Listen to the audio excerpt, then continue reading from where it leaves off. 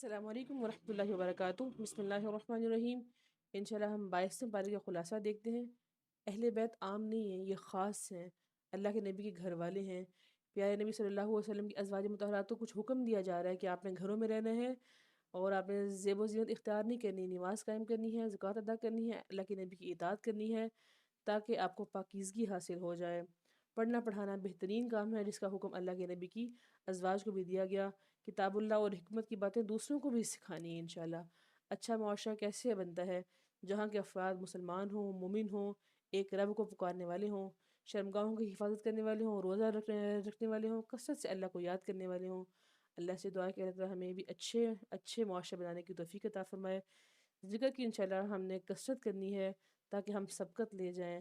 نامہ اعمال کے بارے میں دعا کریں کہ اللہ ہمارا نامہ اعمال ہمارے دائیں ہاتھ میں تھما دے اس دن جس دن سب کو ان کے نامہ اعمال دیے جائیں گے، تو ہمارا نامہ اعمال ہمارے دائیں ہاتھ میں تھما دے، اور یہ بہت بڑی کامیابی ہوگی۔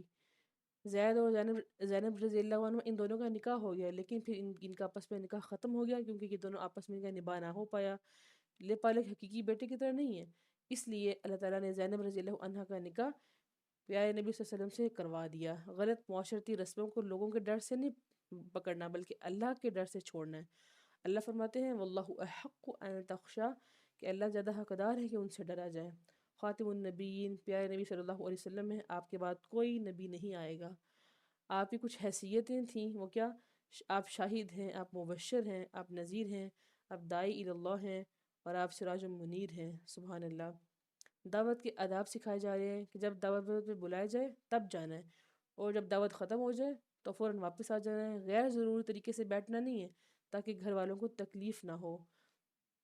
پردہ عورت کے لیے حفاظت کا ذریعہ ہے۔ اللہ سے دعا ہے کہ اللہ تعالیٰ ہم سب کو حقیقی معنوں میں پردہ کرنے کی توفیق عطا فرمائے، آمین یا رب العالمین۔ پیارے نبی پہ درود بھیجنا ہے انشاءاللہ، بہت زیادہ گناہ پہ مطمئن نہیں ہونا بلکہ اپنے رب کی طرف رجوع کرنا ہے اور اپنے رب سے معافی بھی انشاءاللہ مانگنی ہے۔ رزق کی کشادگی اور تنگی اللہ کی طرف سے ہوتی ہے، جس کو وہ چاہے زیادہ دے اور جس کو چاہے وہ کم دیتا ہے، اس لیے جس کو زیادہ دے اسے اکڑنا نہیں چاہیے اور جسے کم دے اس کو بگڑنا نہیں چاہیے۔